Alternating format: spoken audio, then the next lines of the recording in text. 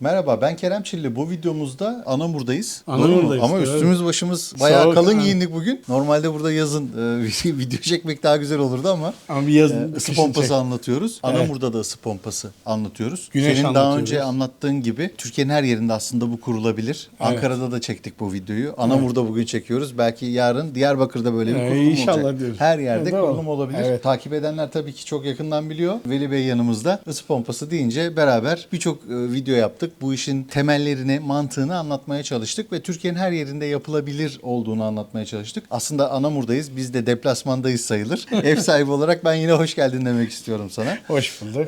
Bugün Sen de hoş geldin. buradaki sistemi seninle birlikte detaylıca inceleyeceğiz. Temel olarak burada yine bir güneş enerjisi var Tabii herhalde. ki. Özetleyelim ne var burada? Güneş enerjisi Güneş var. enerjimiz var, bataryamız Var. Lityum batarya. Lityum bataryamız var zaten. Fronius'un cihazını kullanıyoruz. Ondan Aha. lityum bataryamız var. Yerden ısıtma sistemimiz var. Yerden ısıtma. var. Oda kontrol var. Aynı senin stüdyoda yaptığımız Evet, benim gibi. stüdyodaki. Isı pompamız var. Ama buradaki ısı pompamız diğerlerine farklı bir ısı pompası var. Onun Onu detaylarına da Onun geleceğiz. detaylarına gireceğiz zaten. Evet, yani aslında biz bu çekimi yaparken de her zaman karşılaştığımız en temel sorular cevaplarda nedir? İşte ısı pompası orada çalışmaz, ısı pompası şurada çalışmaz, burada çalışmaz. Bu konuyu da detaylandıralım tabii, bir istiyorum de ne bu soruyorlar? videoda Bu ısı özellikle. pompası dediğiniz gibi tüketim değerlerine ulaşıyor mu? Evet. Onları da biraz sonra Evet. ekranda göstereceğiz. Gerçek rakamlarla göstereceğiz Evet, bu arada. evet, Hani işin evet. teori kısmı bir tarafa. Bakın bu ev bu ay bu kadar elektrik harcamış, bu kadarlık ısıl, performans, termal Aynen öyle. çıktı vermiş bize diye göstereceğiz. Hepsini göstereceğiz. Anamur'dayız, soğuktayız ama kapının arkası çok Sıcak. daha sıcak bir alan. Hatta Yerden müşterimiz ısıtma. Mesut Bey gelmeden önce Evet. yaktık, hazırladık. O da eve Hepsini uzaktan yaptık bu hepsini arada. uzaktan yaptık. Kendisi de uzaktan yapıyor. Biz de uzaktan Tabii yapıyoruz. ben işin o taraflarına çok detaylıca girmiyorum bile. Yıl 2024 olmuş. Cep telefonuyla dünyanın her tarafını kontrol edebilir bir duruma gelmiş durumdayız. Lambaları açıp kapama vesaire. Biz lisedeyken yapıyorduk bunun devrelerini. 20 sene 30 sene geçmiş. Biz burada cep telefonuyla kontrol Ama demek niye- de ayrı bir Tabii, şey tabii, yani. Bence tabii. zaten olmalı. Tabii sen de evde kontrol ettiğin gibi detaylı kontrol ediyoruz. Evet. Aç kapa yapmıyoruz. Onun Evet. için insanların ilgisini çekiyor. Onun için Evet. biz zaten ilk Mesut Bey ile konuştuğumuzda bunları yapabileceğiz mi? Evet, yapabileceğiz dedik. Bunlar canlı canlı da yaşıyor. Şimdi biraz sonra Mesut Bey de konuşacak zaten. Mesut Bey'e de Deneyimlerini- soracağım. Gerçekten deneyimleri nasıl? Evet, memnun evet, musun? evet, Yerden ısıtma gerçekten benim bodrum katta da ciddi anlamda performans hakikaten klasik radyatörlü sistemden çok daha farklı olduğunu Evet. söyleyebilirim. Onunla ilgili zaten biz video yapacağız. Evet. Bugün özellikle buradaki farklı cihazı neden farklı? Onun üzerinde biraz yoğunlaşmak Nereye istiyorum. koyduk? Onu da evet, gösterelim. nasıl yapalım? Evet. Bu bakır borular çok Evet. güzel bir görüntü var orada. Evet, evet. Ondan bahsedelim. İstersen bizi gezdir burada. Tamam. Bu evdeki sistemle ilgili. Senden Bataryadan dinleyelim. başlayalım Tabii ki istersen önce. bataryadan başlayalım. Bataryayı balkona yerleştirdik. Evet, Biz de şu bataryayı an çekimi balkona yerleştirdik. burada Batarya bizim yapıyoruz. BYD'nin Premium serisi bir bataryamız buraya. Kaç kilowatt saat bu batarya? 10.6 kWh saatlik bir bataryamız var burada. Bu isterse upgrade yapabiliriz bu bataryayı. Bu batarya bizim ihtiyaçlarımızın karşılamanın dışında bizim felsefemiz olan 24 saat güneşin bir parçası. Yarın bir gün Mesut Beyler bir araç şarj ünitesi aldığı zaman bizim watt paleti onu da sisteme dahil edebilecekler. Bataryayı dolduruyoruz. Bataryanın üzerine bir programladık. Bataryayı akşam kaldırıyoruz. Niye? Çünkü bize enerji akşam lazım. Biz güneşimizi uzatmak istiyoruz.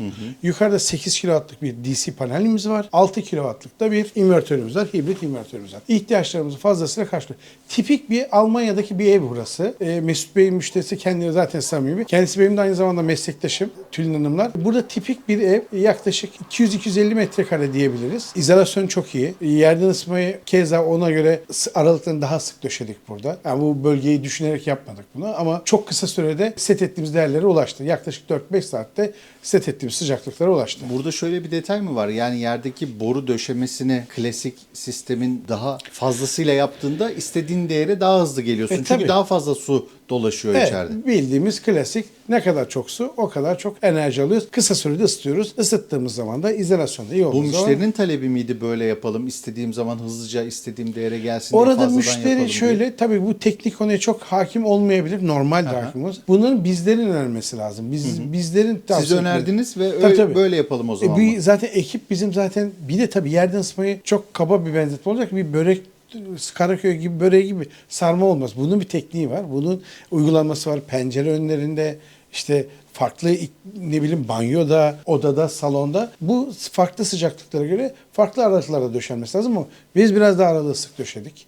Aynı zamanda fan coil bağlayabiliriz buraya. Onun için altyapıyı çektik. Onun dışında bu cihazımız, invertörümüz satış yapıyor. Yaklaşık 6-7 aydır satış yapıyor. Şebekeyle entegrasyon Entegre var. ettik. Aylık mahsuplaşma yapıyor. Aylık mahsuplaşma Enerji yapıyor. fazlası satılabilir. Tabii ki biz o önce boşa harcamak istemedik. Onun dışında da işte buradaki ısı pompasının değerleri bizim gerçekten memnun etti. Bugün gördük. Şimdi bakacağız zaten. paylaşacağız. Ben değerleri de, gerçek rakamları da Evet. göstermek istiyorum izleyenlerimize. Ama cihazdan önce bir bahsedelim. Tabii, Ve cihaz kesinlikle. nerede? Üst katta oturma odası diyebilirim. Yaşam alanında ses yok girdiğimizde. Evet, görüyoruz. dış ünite de keza öyle çalışıyor şu an, aktif sistem Evet. ve rahatsız edici bir ses duymuyorsun yani gayet Evet. evin Şimdi beraber içinde gezdiğimizde zaten göreceğiz. kullanılabilecek bir ürün.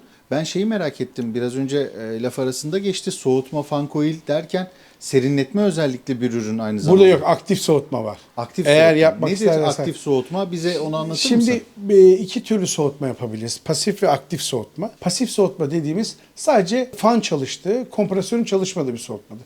Genelde bunu biz toprak kaynaklı ısı pompası uygulaması yaptığımız yerlerde yapıyoruz. Neden?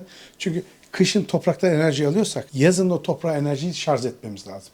Tamam, güneş ışınları toprağı ısıtıyor. Yağmur aynı şekilde sıcaklığı, ısıyı transfer ediyor ama biz sürekli enerji çekersek 3-4 yıl sonra toprak ölüyor. Buna biz pasif de soğutma diyoruz. Aktif soğutmada bir fan coil cihazıyla, bildiğimiz klimanın iç ünite cihazıyla oraya belli bir derecede soğuk suyu göndererek fan yardımıyla da ortamı serinlettiğimiz soğutmayla aktif soğutma diyoruz. Yerden serinletme var bir de. Yerden serinletme, bakın o soğutma değil. Serinletme de işte ortam sıcaklığını 24-25 derece tutabildiğimiz bir serinletme şekli. Onu da daha çok karasal iklimi olan yerlerde yapıyoruz ki hani buralara çiğlenme noktası ama cihaz bunu kontrol ediyor ama isterlerse burada onu da kullanabilirler. Çünkü cihazın altyapısı uygun, Rehon'un altyapısı uygun, Nibe'nin altyapısı uygun, Güneş uygun. İsterlerse bir içerik sivici açmalıkla beraber soğutmaya çevirebiliriz. Ama burada aktif soğutma dediğin o sistem var. Doğru mu? Doğru. Fan coil gibi, fan coil daha doğrusu. Fan coil iç üniteler Ve var. iç ünite bununla beraber serinletmeyi yapacak. Ama Evet, isterse yerden serinletmeyi de devreye İstersek alabilir. yapabiliriz. Evet. Oraya da belli bir sıcaklıkta göndeririz. Hani çiğlenme noktası zaten sistem kontrolü. Onu da yapma şansımız var istersek. Çünkü oda kumandaları buna uygun. Yaz modunda çevirdiğiniz zaman cihaz tam tersi şeyine çalışacak. Profesyonel tip ürünler seçtikten sonra onun üzerinde istediğimiz opsiyonları elde etmemiz çok kolay Tabii. anladığım kadarıyla. Mesela bu sistem şimdi bitti. Kullanmaya başlıyorlar. Tülin Hanımlar gelip gidiyor. Mesut Bey 2 kere eve geldi. İlk geldiğinde sadece dedik üst katı bir yakalım dedi. Yaktık. Bana Mesut Bey'den gelen feedback şöyle: kömür mü attın, odun mu attın dedi. Çok sıcak oldu dedi. Bu da aslında güzeldi. Güzel bir veriydi. Bugün mesela gelmeden önce dün Mesut Bey eve geldi. Biz çekim için bugün sabah geldik. Geldiğimizde evin içi sıcacıktı. Bataryamızla ilgili son bir söyleyeceğim şey, balkonda duruyor. Kapalı bir balkon. Buraya Mesut Beyler tekrar korumaya alacaklar. Şu andaki performansımızla batarya ile ilgili herhangi bir sıkıntımız yok. Bataryaya yüklediğimiz, yaptığımız programı sonuna kadar uyuyor bataryada. İsterseniz içeride de daha detayları Evet, konuşabiliriz. dilersen içeri geçelim. Ama Orası montları hem çıkartalım, daha içerisi sıcak. sıcak. Yeterince soğuk yedik. Gün Olsun. boyu. Bir de bu arada izleyenler için şunu da söyleyelim. Videonun sonunda buraya gelirken yaşadığımız bütün eziyetleri, gecenin kaçında kalktık yola çıktık. Ben Hepsiyle gecenin ilgili birinden beri ayaktayım. kamera arkası görüntüler Ama de güzel. gelecek. Biz bunu seviyoruz. Enerji verimliliği için kapıları kapalı tutmalıyız. Evet. Veli abi, evet, şimdi Evet, içerideyiz. İçerideyiz. Sıcak. Gerçi ben manevi değeri var, o yüzden çıkartmadım, Tamam, üstünde çıkartma. duruyor. Üst kattayız. Çatı katındayız. Şu Orada an aslında bir sessiz kalalım bence. Ne kadar sesli çalışıyor. Kameralar, mikrofonlarımız yanımızda. Sesi bir alsın. Hatta bu kapıyı kapatalım bence. Veli Bey, şu an cihaz Ses- çalışıyor. Yatıp uyuyabiliriz. Dış ünitede diğer kapının diğer arkasında kapının arka aslında. tarafında. Onu da yakından çekeceğiz. Ses yok. Evet. Ses yok. Bizim evdeki ısı pompasında da benzer bir durum vardı. Aynen. Rahatsız etmeyen bir durum. Evin Evet. içinde 3. katta, doğru mu? Doğru. Burada bir özel Çatı bölümü katında. var ve çatı katında Evet. cihaz Burayı da çalışıyor. kapattılar. Buraya da yerleştirdik. Evet. Tüm sistem burada. Kimseyi de rahatsız Zayıf akım da etmiyor. burada. İnternet de burada. Harika. Ses konusunda özellikle yaşadığımız deneyimi söylemek istedim size. Zaten Burada neler Nibe'nin var? kendi özelliği zaten. Evet. Bu sesle ilgili Nibe'nin en başta söylediğim dünyanın en sesli ısı pompası diye söylüyoruz. Şimdi burada ne var? Bizim burada neyimiz var? Dilersen şöyle yapalım abi. Ben seni yalnız bırakayım. Dış ses Olur. olayım ben. Sana soruları ileteyim. Tamam. Sen bize anlat. Bu Evet, bakır borulardan ben şöyle geçeyim bahset istersen. bize. Evet. Tabii ki. Tamam. Evet, burada Nibe'nin şimdiye kadar hiç kullanmadığımız, diğer projelerde kullandığımız ünitelerin dışında farklı bir ünitemiz var. Nibe'nin burada VVM dediğimiz, S320 dediğimiz bir ürünümüz var. VVM içinde boiler olan, akümülasyon tankı olan, sirkülasyon pompası olan, iki yollu vanası olan, tüm kontrol sistemi olan, internete bağlanabilen bir iç ünite. Bir buzdolabı şeklinde. Bunu isterseniz evinin alt katında, mutfağınızın yanında bir yere koyabilirsiniz. İsterseniz böyle gördüğünüz gibi bir odaya koyabiliriz. Bunu istediğimiz yere koyma şansımız var. Burada bu cihazı kullandığımız zaman tek bir cihazla kullanabiliyoruz bunu. Eğer bir evimizde bir kaskat yapacaksak, birden fazla ısı pompası kullanacaksak o zaman bu cihazı bağlayamıyoruz. Bu cihaz tek bir cihazla çalışabiliyor. Bu cihazın da çalıştığı cihazlarımız işte F2040 dediğimiz modeli, F2120 dediğimiz modeller çalışıyor. Buradaki modelimiz F2040 modelinden oluşuyor. Kapağını açalım. Burada gördüğünüz beyaz ışık anlam ifadesi sistemin çalıştığını, her şeyin yolunda olduğunu gösteriyor. Nibe'nin kendi logosu. Basıyoruz ve kapağımız açılıyor. Burada bu kapak, buradaki kapağı da buraya takabiliriz. Biz buraya kapağı özellikle takmadık ki müşterimiz buradaki manometreden suyun basıncını takip edebiliyor. Şimdi burada ana ekranımıza girelim önce. Ana ekranımızda öncelikle burada modelimiz, açma kapama tuşumuz ve buradaki ana ekranımız. Ana ekranımız ilk ekranımızda sistem bizi karşılıyor. Bize şu andaki dış hava sıcaklığını, havanın yağışlı mı, güneşli mi onu gösteriyor. Sistemin düzgün çalıştığını, değişiklik yapmak istersek yardım edebileceğini bir asistanımız var. Daha sonra ekranı sola doğru kaydırdığımızda sistemi ayarladığımız sıcaklık, aşağıdaki salonun girişinde okuduğu oda kumandasından aldığımız, oda sensöründen aldığımız sıcaklık verisi. Sıcak su ile ilgili cihazı set ettiğimiz sıcaklığın durumunu bize gösteriyor. Bu damla şeklindedir. 44 derece kullanım suyumuz olduğunu söylüyor. Burada daha fazla sıcak su, eğer o anlık bir sıcak suyu bir misafir geldiyse arttırmak istersek bunu bastığımız zaman daha fazla suyu anlık olarak arttırabiliyoruz. Daha sonra programlama menüsü. Burada programlama menüsü hem ısıtma hem sıcak suyu zaman ve sıcaklık olarak programlayabiliyoruz. Bu isteğine göre müşterinin uzaktan da yapılabilir, kendi isteğine göre cihaz başından da yapılabilir.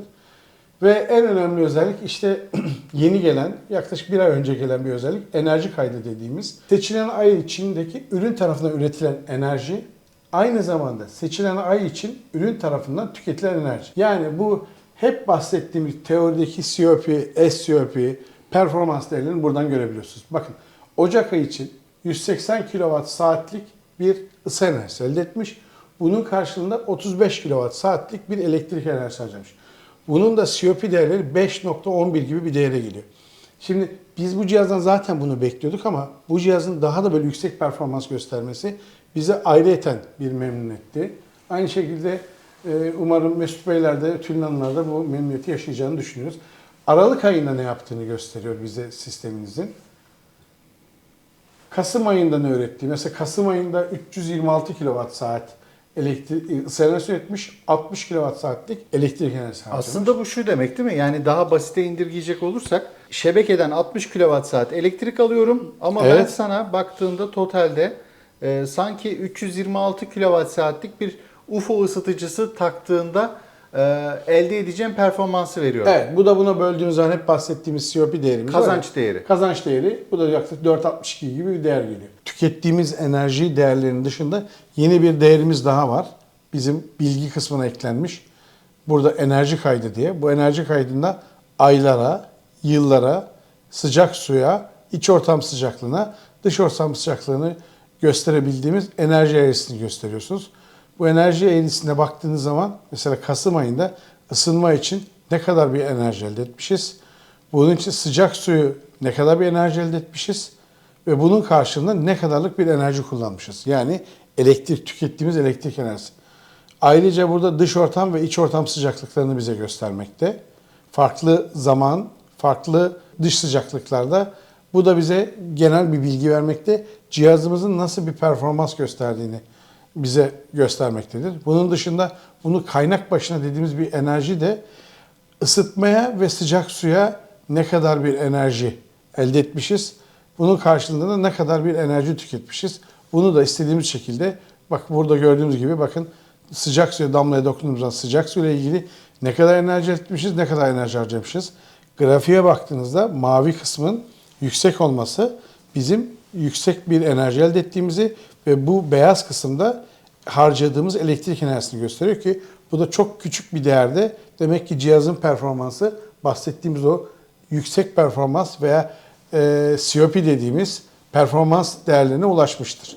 Bu da kullanıcılar için eklenilmiş yeni bir özellik. Bunun dışında cihazla ilgili söyleyebileceğimiz bütün ayarları yine daha önceki yaptığımız videolarda gördüğümüz o büyük duvarası olan kontrol panelimizin tamamını buraya yerleştirmiş vaziyetteyiz. İnternet yine buna standart uzaktan erişim geliyor. Müşterimiz uzaktan erişimi açtı. Burada yaşadığımız bir deneyim ben size anlatayım. İşte Mesut Bey dün eve geldi. Eve gelmeden önce Veli dedi cihazı bir çalıştıralım. Hem sıcak suyu. Eve kendisi girdiğinde set ettiğimiz sıcaklıklara ulaşmıştı. Bu bizim için önemli. Çünkü insanlar her an tatilde, iş seyahatinde olabilir. Cihazlarına her an ulaşmak isteyebilirler. Kontrol etmek isteyebilirler. Ve cihazın da bu performans göstermesi ayrıca bizi mutlu ediyor. Ayrıca bizim burada gösterebileceğim size bakır borularımız. Bunlar Geberit'in bakır boruları, presli bakır borularını yaptık. Bununla beraber burada göstereceğimiz Fronius'un yine Simogen 24 Plus dediğimiz 6 kW'lık hibrit invertörümüz. Biraz önce dışarıda gördüğümüz bataryanın bağlı olduğu invertör. Sistemin tamamında Renault'un yerden ısıtması, yerden ısıtma kolektörü, oda kumandası ve onunla beraber yine uzaktan erişebiliyoruz buraya. Veli abi, şimdi biz seninle bir sürü ısı pompası videosu çektik daha önce. Ama bu görsel yoktu, farklıydı. Benim evdeki ısı pompası da farklı. İç ünite, dış ünite görseli, şekli bunun gibi değil. Tabii ki markalara göre değişebilir ama evet. Neden böyle? Onu açıklarsan sevinirim. Bu cihaz all-in-one bir cihaz. Senin evde taktığımız cihazdan biraz daha farklı. Boiler içine entegre edilmiş vaziyette. Orada bir 200 litrelik akümülasyon tankı vardı. O bunun içine entegre edilmiş vaziyette. İçinde sirkülasyon pompası var. İçinde 2 yollu vanası var. İçinde emniyet grup vanaları var. Tüm vanalar var. Doldurma armatürü var. Yani kısaca ayrıyeten bizim yaptığımız yerlerde duvara astığımız kontrol panelinde buna entegre edilmiş vaziyette. Bunu daha çok yeri olmayan böyle küçük kapasiteli yerler için kullanabiliriz. Ama ısı pompasıyla ısınmak isteyen kişiler. Tabii ki sonuçta. Buranın dezavantajı demeyeyim ama senin sorunun cevap olarak bu cihaz sadece tek bir dış ünite bağlanabiliyor. Eğer birden fazla dış ünite bağlayacaksak o zaman daha önceki yaptığımız videolardaki gibi bir sistem odası kurmamız gerekiyor. Buradaki en büyük avantajımız bizim buydu. Veli abi, dış ünitenin sessizliğinden de biraz bahsedelim şu an. Evet, şu anda dış ünitemiz bu F2050 dediğimiz seri. Hep biz 21-20 takıyorduk. Burası ılıman bir iklimi sahip yer. F2050 dediğimiz seri. Cihaz şu anda çalışıyor. Bu da odanın diğer tarafında küçük bir balkon yaptı Mesut Bey buraya. Bu cihazımızı yerleştirdik. Borularımızı getirdik. Dış hava sensörümüz, borularımız ve elektrik kablomuz. Biraz önce şeyden bahsettin, farklı bir seri buraya bağladık dedin. Evet. Türkiye'nin farklı yerlerinde kurulumlarda farklı modeller var. Kullanabiliriz. Ve Doğru. onları kullanıyorsunuz Tabii, değil mi? tabii, tabii. Hani genel olarak Doğru. hep şu var ya, ısı pompası işte çok soğuk iklimlerde ısıtmaz. Türkiye'de işte Ankara'da sana çok söylenmişti mesela, bana da gelmişti hatta. Evet, Ankara'da olmaz, şurada olmaz, burada olmaz, burası soğuk. Demek ki yerine göre Doğru cihazlar seçim yapmak takılarak, lazım. evet, burada önemli olan doğru seçim yapmak. Her yerde F21-20 kullanacağımız, hep denk geldi sene soğuk yerleri yaptık. Hep Evet. tesadüf ama burada Anamur'dayız. Ama tabii dışarı şimdi soğuk, üşüdük ama Evet. 2050 serisini kullandık. Bu da maksimum 55 dereceye çıkabilen bir cihazımız. Ve burada da iyi performans gösteriyor. İşte biraz önce gördük COP değerlerini. Ve şu an çatı katındayız. Hani Evet. balkon tarafında bir dış Aynen, ünitemiz ters var. balkonun arka tarafındayız. Evet. Diğer tarafta da iç ünite var ve Evet. bakıldığında aslında 3. kat sesten rahatsız olsa bunu burada tutmaz. Tabii. Hem komşular rahatsız olur. Tabii. Hem o kendileri rahatsız olur. Hiç kimse rahatsız değil. Çünkü Gayet bu konuyla güzel. ilgili Nibe gerçekten dünyanın en sessiz ısı pompası sloganını doğruluyor. Yer önemli bir sıkıntıydı. Bu Evet. ürünle yeri çözmüş oluyorlar. Evet, çözüldü. Bakır borular yine Geberit'in döktürmüşsün presli. diyeceğim. Hani bakır Evet. borularla alakalı ekipmanlar, işçilik. Zaten videolarda bakır boruları altındaki yorumlardan anlıyoruz. O kadar güzel işçilik, onunla alakalı da çok güzel yorumlar geliyor. Burada her şey yolunda. Gördüğünüz gibi hiçbir yerde bir paslanma şey yok, leke yok, su lekesi yok. Bu da bizim için önemli. İlk yaptığımız günkü gibi burada bıraktığımız şekilde duruyor. Keremciğim, istersen evin hem sahibi hem de uygulamayı yapan müteahhiti Mesut Bey'le de seni tanıştırayım. O da deneyimlerini seninle paylaşsın. Çok sevinirim abi. Farklı deneyimler bizim için önemli. Burada yaşadığı farklı tecrübeler varsa da biz de Daha önceki paylaşmış tecrübeleri de var. Olur. Daha önceki tecrübelerini de sorarız. Çok Gidelim, teşekkürler. tanışalım o zaman. Gidelim. Evet, biraz önce yukarıda Veli Bey ile birlikte ısı pompası nedir, ne değildir, nasıl reaksiyon gösterdi, nasıl çalışıyor, ne kadar enerji harcıyor noktalarından bahsettik. Ama işin kıymetli tarafı, bu evde gerçekten yaşayan, bu evle ilgili bu uygulamayı yapan hem sahibi ya da müteahhiti veya ikisini birden diyebileceğimiz Mesut Bey yanımızda. Öncelikle röportaj verdiğiniz için teşekkür ediyorum. Size teşekkür kırmadınız. ederim. Sağ olun. Sağ olun. Buradaki sistem kullanım deneyimleriniz, işte yaşadığınız böyle enteresan olaylar varsa belki onlardan örnekler verebilirsiniz. Sözü size bırakayım. Evet, burası çok küçük, konsantre bir ev. Yaklaşık 150 metrekarelik bir ev. Sektörün içindeyim ben de. Daha önceden yani yaklaşık bu 10. ısı pompamız falan kurduğumuz. Sağ olsun Veli Bey ile çalışıyoruz ve burayı yaparken Veli Bey'e ev konsantre olunca konsantre bir sistem istedik. Araştırdık. Nibe'nin ürününü kullandık. Gerçekten ufacık bir hacimde hepsini sığdırdık. Evden fazla yer almadı. Kullanım kolaylığı, zaten burada güneş enerjisi de var. Panellerimiz var. Isı pompası, ev ısı yalıtımı güzel. Bataryanız da var. Bataryamız da var. Zaten o ayrı bir güzellik. Geçen geldiğimizde elektrikler kesildi. Sık sık aşırı bir yağmur vardı. O konfor zaten en güzel konfor. O zaten komşuların da ilgisini çekti. Elektrik gelip gitmesi, bizim burada elektrik olmamız çok büyük bir konfor. Isıtma sistemi de işte Rehao'nun alttan ısıtması kullanıldı. Bakır boyulamalar yapıldı. Her şeyin en iyisini için uğraşıldı. Bundan önce dediğim gibi yaklaşık bu belki 10. falan ısı pompası yaptığımız. Yani hepsi bir öncekini aşsın istiyoruz biz. Anladım. İstedik. Yani genelde benim prensibimde son, en güzel, en ne varsa onu uygulamak. Gayet konforlu. İşte ben Veli Bey'e espriyle karşılıkta diyorum, bir gün önce geldim ben de.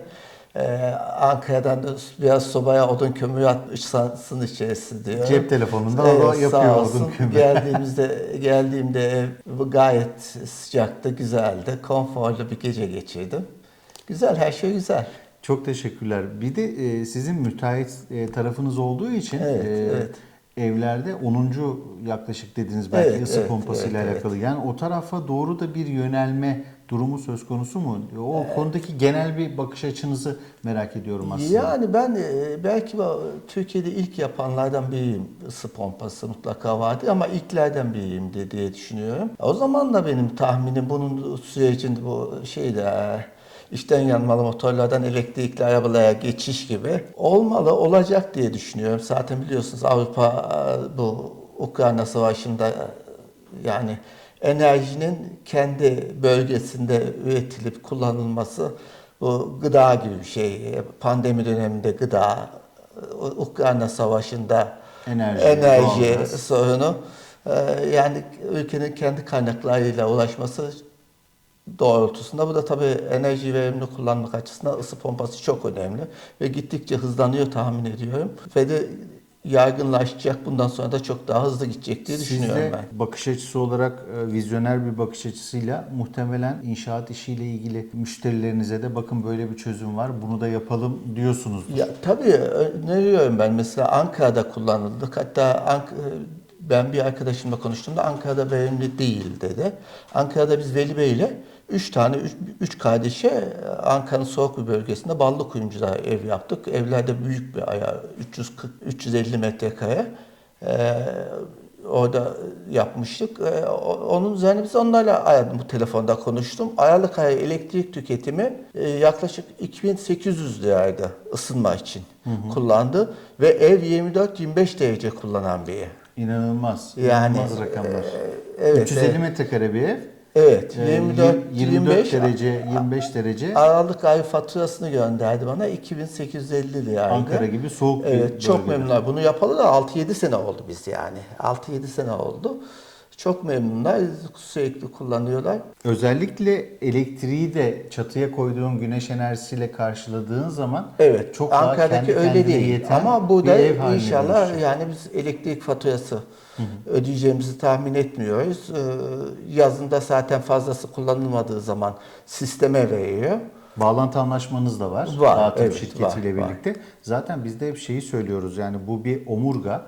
Güneş enerjisi, elektrikli araçlar, depolama, ısı pompası, bunların hepsi bir bütün. Yani Evet, vücudun evet. parçaları gibi. Evet. O anlamda da bahsettiğiniz yerde de güneş enerjisi koyduğunda konu bambaşka bir noktaya evrilmiş olacak. Yani bundan sonra benim tahminim, zannediyorum, içten yanmalı motorlar nasıl benzin, mazot tüketimini azaltacaksa ısı pompaları da doğalgaz tüketimini azaltacak diye düşünüyorum. Azaltmalı da, yani Avrupa'da da teşvik veriliyor biliyorsunuz bunun Kesinlikle. için. Konfor güzel, memnunuz. Çok teşekkür ederim. Ben Zaman teşekkür ayırdınız, ederim. bu Sağ olun. röportajı bize verdiniz. Siz de ben uzun zamandır takip ediyorum. Eyvallah.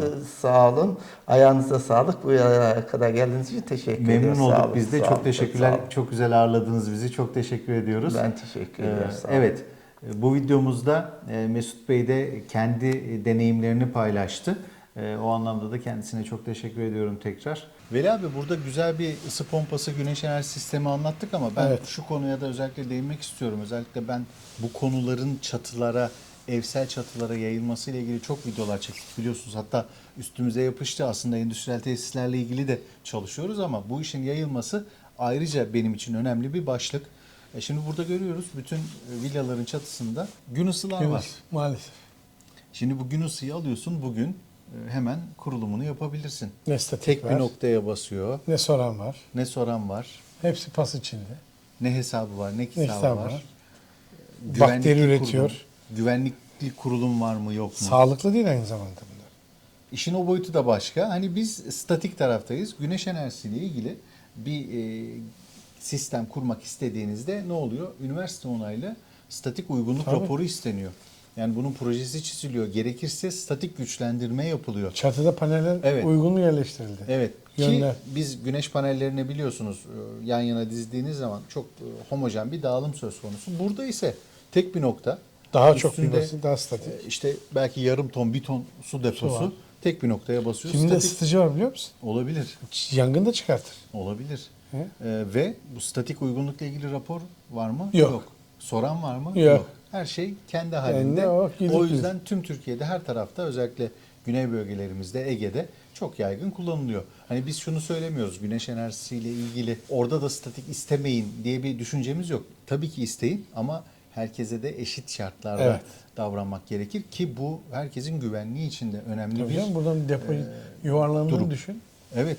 Neler olabileceğini sen tahmin et yani. Tabii binanın statiğine zarar verip binanın içine Tabii, doğru içine belki bir de aksiyon orada çatıyı olabilir. göçertebilir. Rüzgardan uçabilir belki. Uçabilir. Her şey olabilir yani. Güneş enerjisinde bu kadar her şey sıkı sıkıya buradaysa, hazır bunları görmüşken de bu detayları Evet, bence de iyi oldu. e, Bu da ayrı bir videonun deneyim. içerisine eklemek Ekleyelim. istedik. Bence de ekleyelim. Güneş enerjisiyle alakalı özellikle meskenlerde istenen evrak prosedürleri oldukça fazla. Bunun azaltılması ile ilgili güneş enerjisiyle ilgili dernekler de çok fazla çalışıyorlar.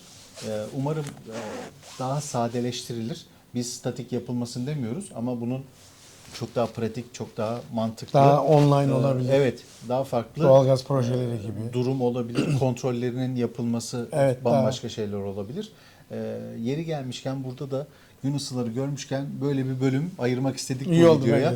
bence Buraya da dikkat çekmiş olalım. Videomuzda sosyal sorumluluk tarafımızı Da da yerine anlatmış getirdik. olduk. Evet, iyi oldu. Çok teşekkürler. Ben teşekkür ederim canım. Evet, bugün Anamur'daydık. Nibe'nin farklı bir ısı pompasını bugün Veli Bey bize anlattı. Yine seriye devam ediyoruz. Isı pompası. Devam. Türkiye'nin farklı Durmak yok. yerlerinde Veli abi sayesinde geziyoruz. Yok, Sağ yok. olsun. Çok teşekkür Müşterilerin ediyorum. sayesinde biz Eyvallah. de bir farklılıklara Bence gidiyoruz. farklı ürünleri sizlere anlatmak, Türkiye'nin farklı yerlerinde bunların kurulumlarını gerçek değerleriyle göstermek oldukça önemli. izleme sistemiyle ilgili de zaten videonun içerisinde gördünüz. Detaylıca veriler, işte ne kadar üretti, ne kadar elektrik harcadı, ne kadar fayda sağladı. Bence verilerle dolu kıymetli bir video oldu. Katkıların için çok teşekkür ediyorum Ben bu sana video. teşekkür Sayende ederim. bunları yaptık. Bence çok da bilgilendirici olduğunu düşünüyorum. Umarım sizler için de faydalı olmuştur. Hepinize Anamur'dan selamlar. Sıra Dinlediğiniz- nerede? Sıra nerede bilmiyorum. Bakalım Belki siz şimdi az sonra diyelim. Aslan. Bir sonraki videomuzda görüşmek üzere. Umarım faydalı olmuştur sizler için de. Eklemek istediğim bir şey varsa Herkese videoya sağlıklı ekleyebiliriz. günler dilerim. Sağlıklı günler Mutlu diliyoruz. günler Hoşçakalın. Bir sonraki videomuzda görüşmek Görüşmek üzere.